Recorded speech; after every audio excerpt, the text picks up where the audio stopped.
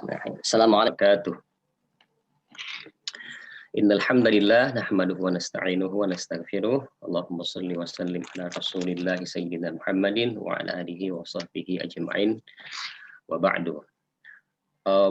Yang amat saya hormati pimpinan SPS UIN Jakarta, yang ikut kami hormati seluruh panitia. Pertama hadir hari ini ada moderatornya, kemudian tim lain yang tidak sempat disebutkan satu-satu namanya. Yang saya hormati Bapak Dr. Dadang sudah memberikan ilmu tadi, terima kasih banyak. Para peserta, Bapak Ibu sekalian, saudara-saudara, sahabat-sahabat sekalian yang berbahagia hari ini, insya Allah. Baik, saya diundang untuk berbicara di sini itu rasanya seperti kembali menjalani ujian promosi. Ya, ini dari kemarin saya sudah mulai deg-degan ini untuk bicara. Kenapa tidak? Karena ini sudah suhunya di Jakarta ini adalah suhunya para jurnal gitu. Coba karena guru saya yang minta di sana salah satunya adalah Bapak Muhammad Azwar, saya tidak bisa menolak lagi. Entah tidak diajari lagi ilmunya kalau menolak.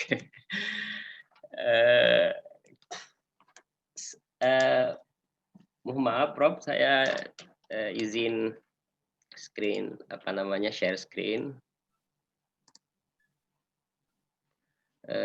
sambil saya siapkan.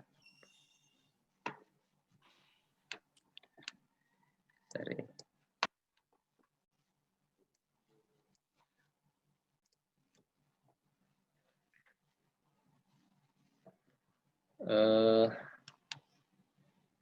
Saya teringat kemarin itu sebelum menulis menyiapkan tema ini, ada satu yang disebut dengan hadis, sekalipun disebut dengan hadis gharib.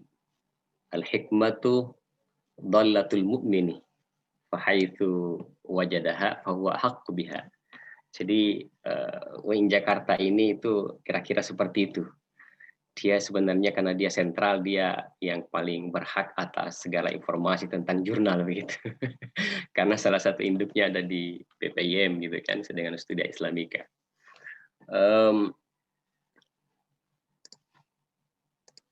Karena itu dengan pendekatan meminjam beberapa istilah syariah, karena saya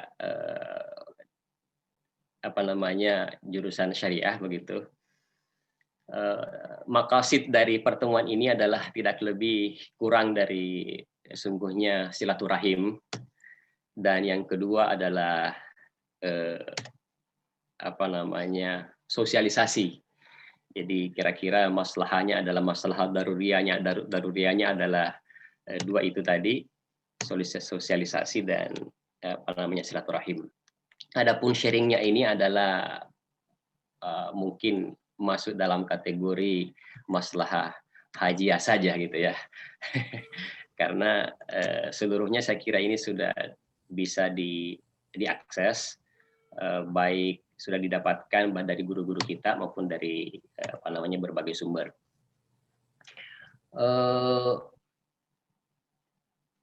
Izin saya sekarang ini sebenarnya sudah di luar struktur jurnal Adabiyah lagi. Karena itu saya dari kantor tadi minta izin sekalian mensosialisasikan jurnal Adabiyah, tetapi kemudian masih dijadikan sebagai QC jurnal Adabiyah, ya, quality control. Saya keluar dari Adabiyah karena berbagai pertimbangan.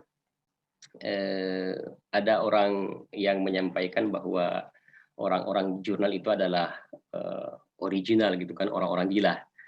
Lalu dan dia tidak bisa siuman, dia tidak bisa sembuh dari kegilaannya, karena kapan dia keluar, kapan dia sembuh dari kegilaannya, maka dia akan meninggalkan jurnal begitu.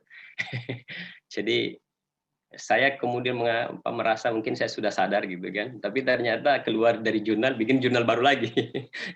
Justru memulai jurnal itu yang lebih paling apa namanya, rumitnya itu di jurnal adalah, di dunia jurnal adalah dengan ketika kita memulai begitu ya.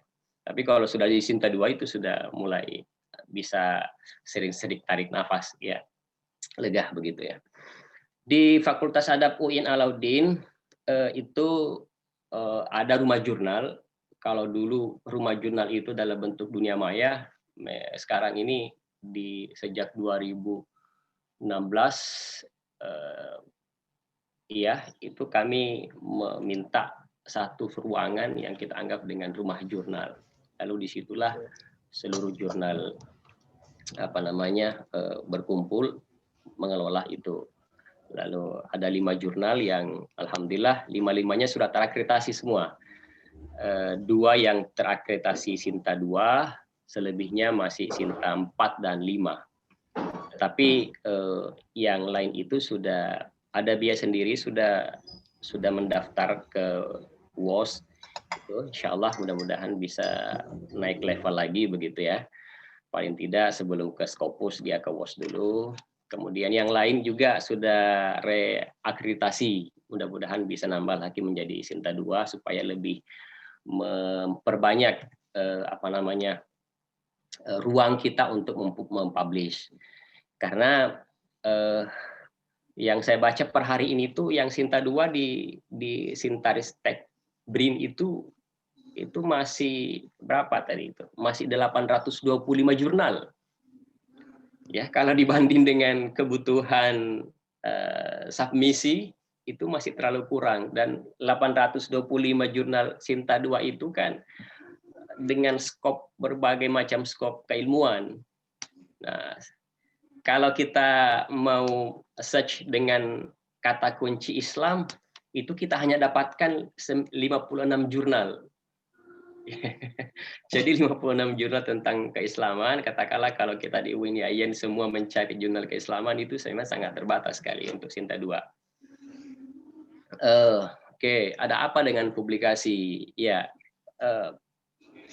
seperti yang disampaikan tadi Pak Prof bahwa memang jurnal ini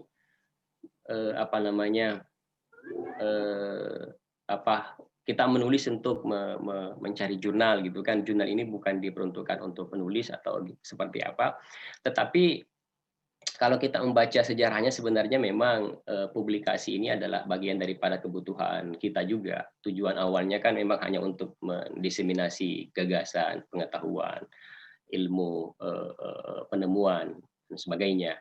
Nah, nanti kemudian setelah itu baru ada masuk industrialisasi di bidang jurnal gitu kan, masuklah teori industrinya bahwa kemudian jurnal yang butuh artikel begitu ya.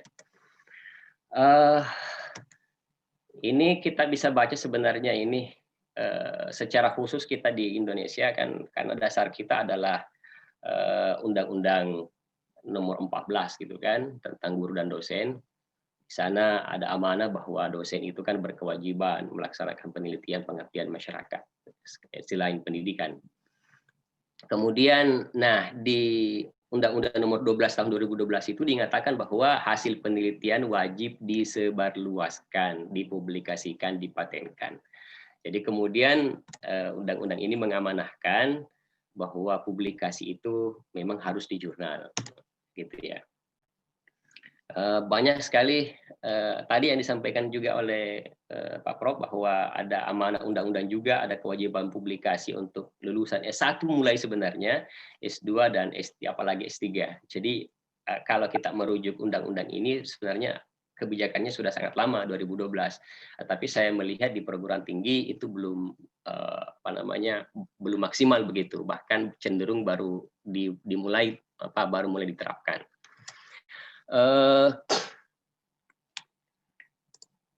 Nah, jadi sedikit menyinggung BKD karena kalau kita banyak profesinya sebagai dosen, nah biasanya tidak lepas-lepas dari BKD begitu. Nah, kalau kita merujuk Undang-Undang RI tadi tahun 2005 nomor 14, yang tadi 2012 nomor 12, iya betul, kemudian peraturan dirjen, maka kompetensi dosen memang sebagai peneliti, ya. Jadi meneliti, kemudian mempublikasi tadi seperti amanah undang-undang. Lalu di mana publikasinya? Menurut aturan peraturan Dirjen Pendi Pendidikan Tinggi Kemendikbud itu ya harus di OJS sekarang ini gitu kan. Dari sejak 2016 kemarin masih ada jurnal paper based, tapi setelah itu kemudian sudah menjadi online. Sekarang namanya menjadi online journal system. Jadi kesimpulannya bahwa dosen wajib mempublikasikan hasil penelitiannya di OJS begitu. Kemudian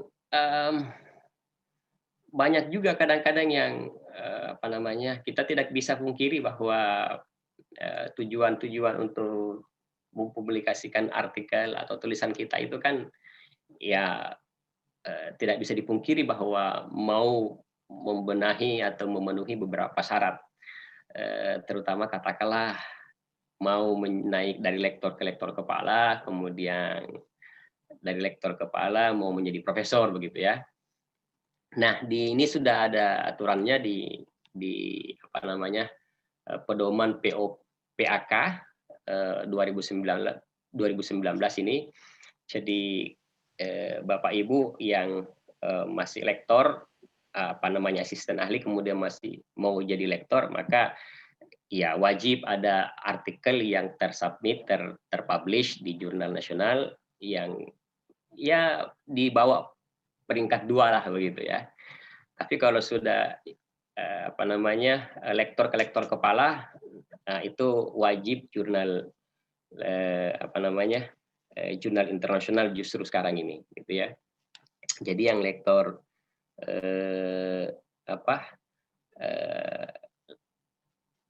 lektor mau ke lektor kepala itu jurnal internasional justru wajib, sementara yang lain itu tidak wajib. Tapi kalau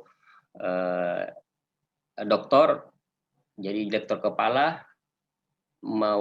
lektor mau jadi lektor kepala tapi dia doktor, maka cukup jurnal nasional terakreditasi peringkat 1 dan 2. Tapi kalau dia masih magister, maka dia wajib jurnal internasional, tapi belum bereputasi. Ya, itu keringanannya. Nah, ini aturan PUPK saja ini bagian daripada salah satu atau di antara tujuan-tujuan kenapa kita harus mempublikasi, terutama di dosen gitu kan. Sehingga kesimpulan berikutnya adalah penulis butuh jurnal. Nah, pertanyaan kita adalah jurnal apa? Nah, jadi tadi ada karena kita penulis itu dengan apalagi yang pekerjaannya itu sebagai dosen, tupoksinya memang sudah seperti itu, maka dia butuh jurnal. Sehingga pertanyaannya jurnal apa? Nah, tadi itu sesuai dengan kelompok-kelompok yang kita sudah lihat, tergantung kebutuhannya. Sekarang karena ini webinar kita judulnya adalah Sinta 2, maka kita sudah bisa pastikan bahwa kita harus mencari jurnal Sinta 2. Baik. Nah ini tadi pertanyaannya jurnal apa gitu ya. Ini jurnal nasional, angka kreditnya 10, jurnal nasional terakreditasi, angka kreditnya mulai 15, 20 dan 25. 25 itu kalau S2. Jurnal internasional itu angka kreditnya 30 dan jurnal internasional bereputasi itu angka kreditnya 40. Nah, kan gitu-gitu ya. Berikutnya rotasi artikel kita itu di OJS seperti ini bentuknya. Ya, jadi dia berputar atau beredar di antara penulis, editor dan reviewer, gitu kan. Nah, tetapi kemudian mekanismenya itu jauh lebih rumit.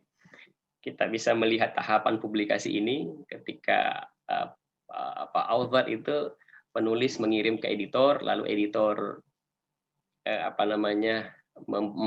mulai memproses artikel kita itu panjang gitu kan sebenarnya. Maka itu tadi seperti yang disampaikan oleh Pak Dr. Dadang, memang perlu kesabaran karena ini prosesnya panjang dan artikel kita bukan satu-satunya yang masuk dan sehingga harus dinilai, direview dan sebagainya. Ya, kita skip aja di situ. Nah, sekarang pertanyaannya adalah bagaimana strateginya mempublish artikel di jurnal Sinta 2? Satu kuncinya adalah submit. Gitu ya. Jadi untuk mempublikasikan artikel di jurnal Sinta 2 ya kuncinya adalah submit. Nggak ada kata lain kecuali submit. Nah, akan sulit untuk membayangkan bagaimana artikel kita untuk bisa terpublikasi kalau tanpa mengambil satu kunci ini. Terlalu banyak pertimbangan akan menjadikan kunci ini bisa hilang gitu kan. Jadi kunci utamanya dan pertama adalah submit gitu. Sekalipun anak kunci submit ini punya 2 anak kunci lagi. Ya, kita bagi pra-submit dan yang kedua adalah pasca submit. Gitu. Jadi kunci utamanya submit gitu kan. Urusan disubmitkan atau mensubmit sendiri itu urusan lain. Tetapi sesuai syariahnya sebenarnya submit sendiri. Syariahnya sebenarnya submit sendiri supaya nanti kalau sudah terpublikasi itu ceritanya menarik gitu. Jadi kita bisa bercerita dari A sampai Z. Tapi kalau disubmitkan oleh orang lain, kemudian ditongkrongi sama orang lain, maka kita tidak punya cerita tentang itu, ya. Jadi kita tidak merasakan dinamika dalam proses submisi artikel. Nah, pra-submit itu tentu ada 5 di sana yang kita harus persiapkan. Pertama tadi kata Pak Dadang sudah disampaikan, temukan jurnal. Nah, untuk menemukan jurnal ini mungkin kita sudah familiar. Jadi kita harus familiar dulu memang untuk menemukan jurnal. Nah, karena kita sekarang ini sudah ada Sintaristek BRIN itu, maka kita tinggal ke sana, gitu ya. Katakanlah, mohon maaf ini.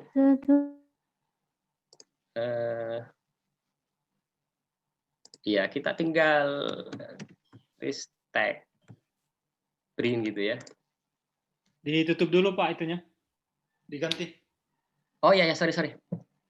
Belum kelihatan ya? Ya, ditutup, diganti. Oke. Saya coba ganti dulu supaya baru ristek BRIN mana tadi? Ini.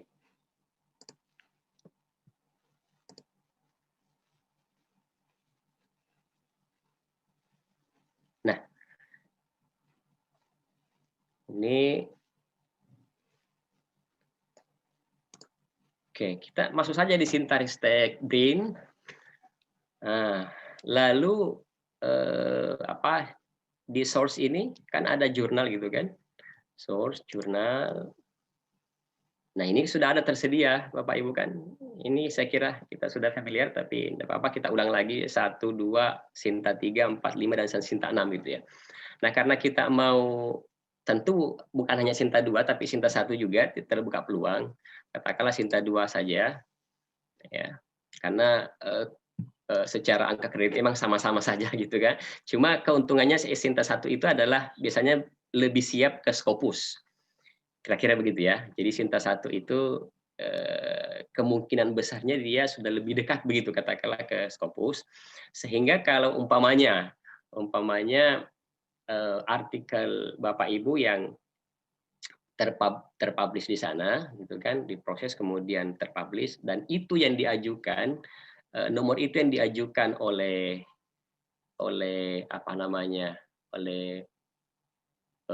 pengelola jurnal, maka artikel kita terhitung Scopus lah, gitu ya. Jadi kira-kira begitu. Tetapi tentu proses Scopus itu tidak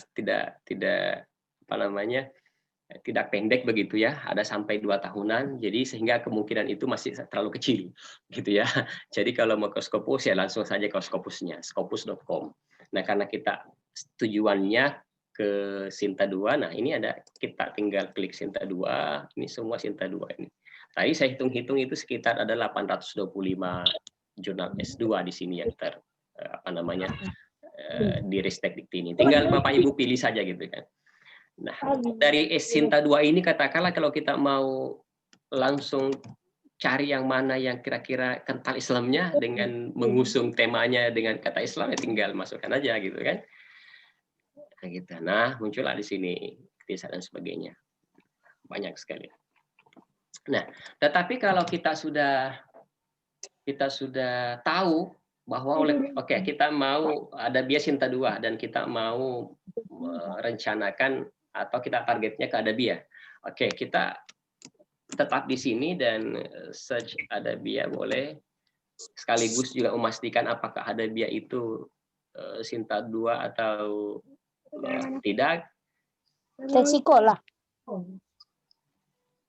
Nah, ini ada betul, berarti terbukti bahwa Adabiyah ini masih Sinta 2 ya, karena boleh saja Bapak Ibu kalau bisa saja dari Sinta 2 bisa turun, seperti juga bisa dari Sinta 3 ke Sinta 2 dan sebagainya.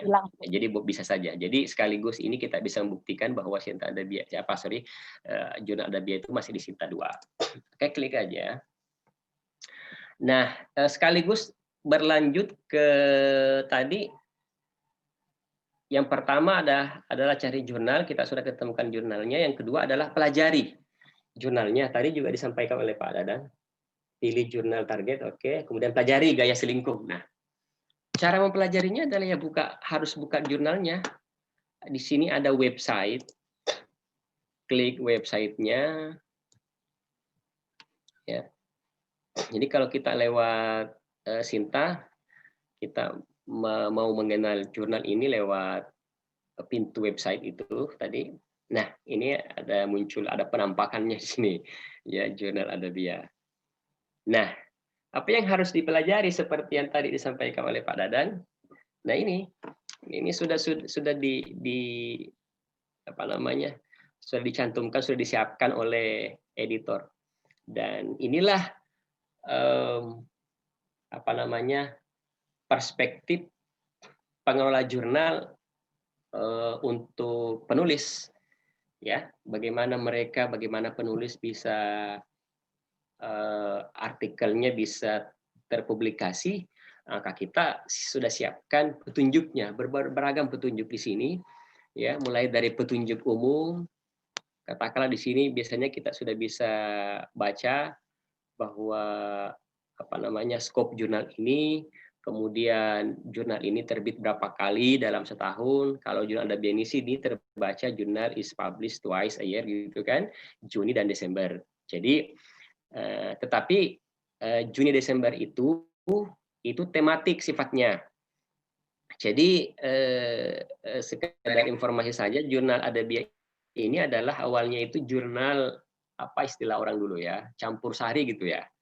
Ya, gado-gado ya. Kenapa? Karena mengakomodir berbagai macam keilmuan di Fakultas Adab UIN Alauddin yang empat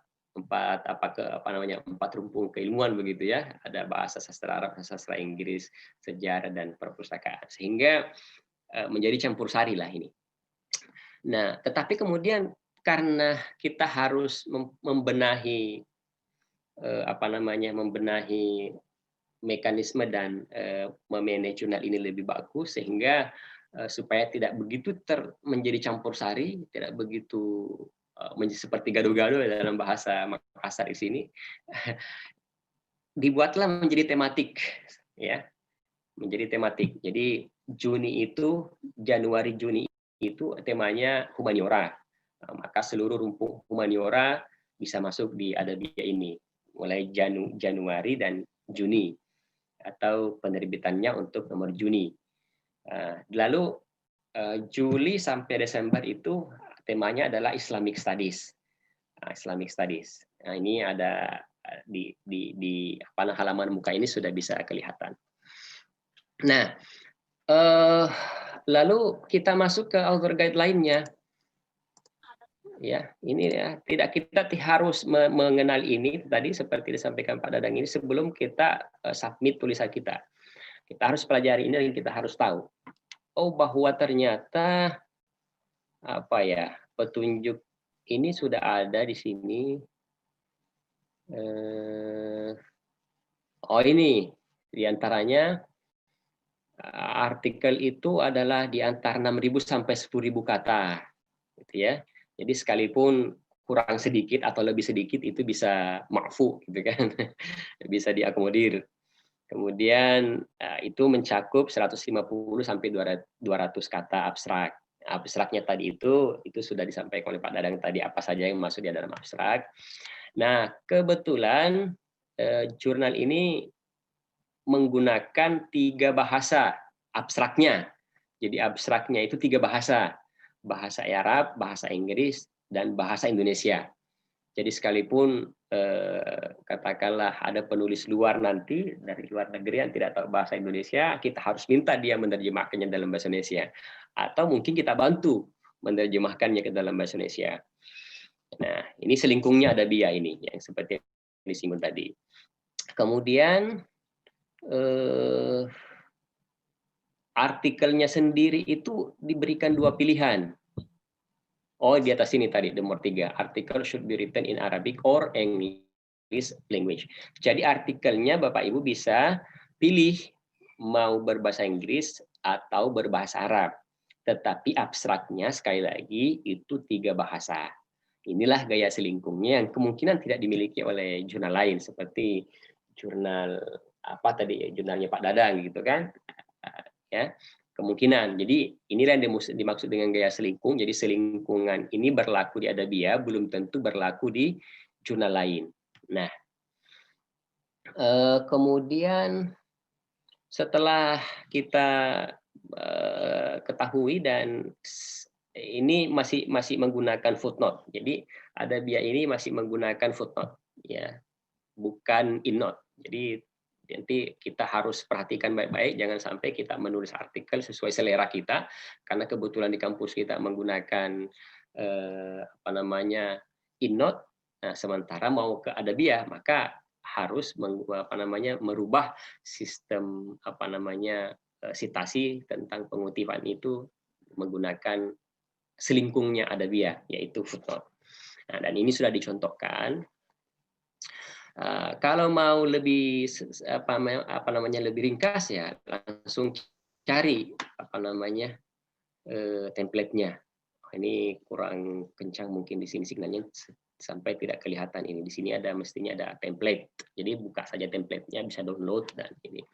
Dan kalau mau sekaligus mencari contoh praktis, bisa buka archives-nya. Di bagian archives itu adalah kita bisa mendownload beberapa jurnal, kita bisa jadikan sekedar contoh saja, atau kita mau jadikan referensi. Di Adabiyah ini tidak mensyaratkan, ya. Jadi kalau di Bandung mungkin mengharuskan harus mengutip atau mensitasi salah satu artikel di jurnal itu sangat wajar gitu kan, dan itu bagian daripada strategi jurnal itu untuk meningkatkan sitasi. Tetapi Adabiyah ini belum tidak tertuang di dalam aturan itu, tetapi kalau itu dilakukan itu pengelola akan sangat senang gitu ya. Gitu. Jadi Pak Dadang mungkin sudah mengatakannya harus gitu kan, kalau tidak nanti ditendang gitu kan. Kalau di Adabiyah tidak, tapi kalau dijadikan rujukan pengelolanya menjadi senang kan begitu. Gitu ya. Nah, terus setelah kita ketahui Bapak Ibu, nah baru langkah ketiga adalah oke, kita keluar dan kita ganti slide, kita kembali ke slide tadi. Tolong Pak moderator nanti ditegur kalau habis waktunya. Nah, setelah kita kenali jurnalnya, nah barulah kita kemudian sesuaikan artikel. Jadi artikel ini bisa Bapak Ibu tulis dulu, katakanlah datanya sudah terkumpul dan sebagainya. Nah, tinggal disetting saja, tinggal disesuaikan saja dengan jurnal. Nah, gitu kan, tinggal disesuaikan dengan jurnal yang target atau sasaran. Lalu setelah itu ya daftar, gitu kan? Setelah daftar atau register, kemudian setelah register ya barulah kemudian submit. Kira-kira begitu ya. Dalam proses penyelesaian artikel, nah ini yang menjadi penting bagian daripada strategi dari kacamata pengelola jurnal. Nah ini dari kacamata pengelola jurnal, dan semua jurnal saya kira akan menginginkan seperti ini. Jadi proses penyiapan artikel itu sekaligus dengan proses penyesuaian, ya. Ada beberapa yang harus kita sesuaikan. Pertama adalah tentu tadi itu judulnya atau temanya itu adalah ada nilai kebaruan di sana.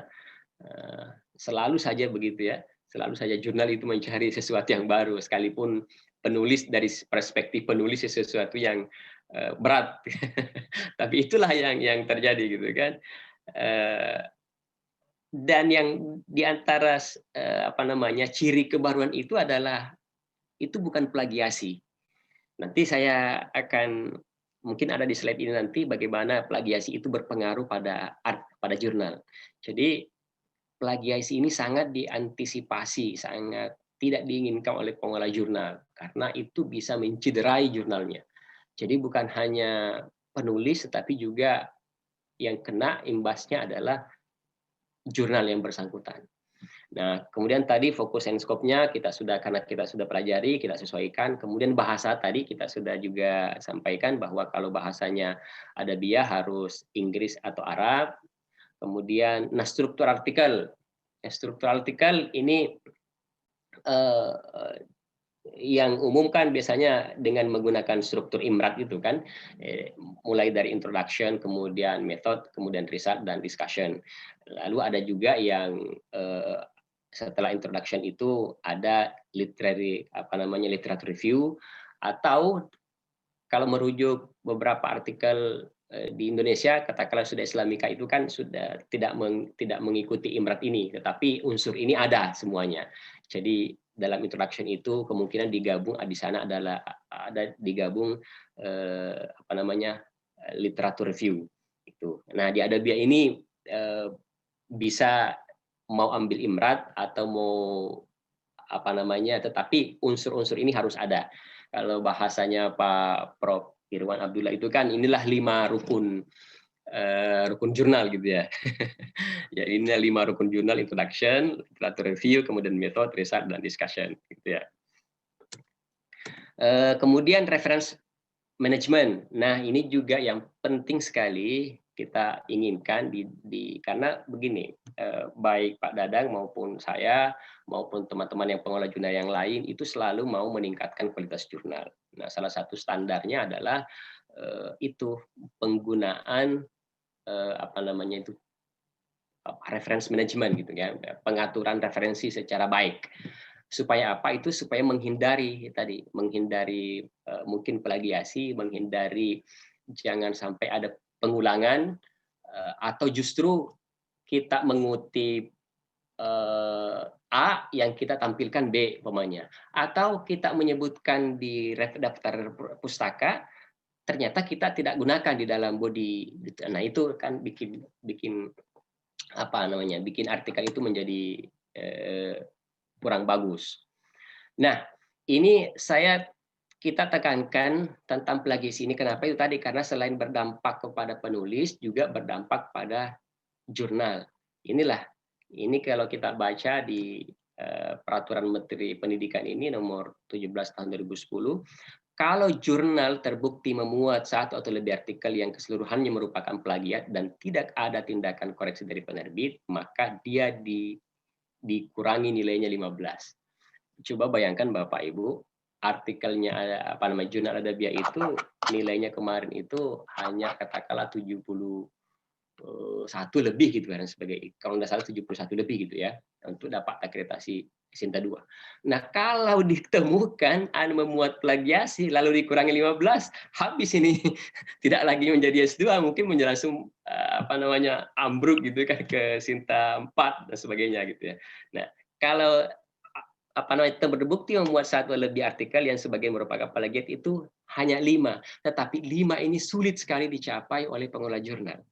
Jadi 70, bahkan 0,5 itu penting sekali nilainya bagi pengelola jurnal. Sehingga itulah kemudian pengelola jurnal itu cenderung sangat selektif karena yang dikhawatirkan itu. Karena di satu sisi kita mau mempertahankan jurnal ini kan akreditasinya kan buat siapa-siapa juga, buat penulis juga gitu kan. Kalau nilainya turun menjadi S3 kan tidak menjadi kurang lagi sasaran kita gitu ya.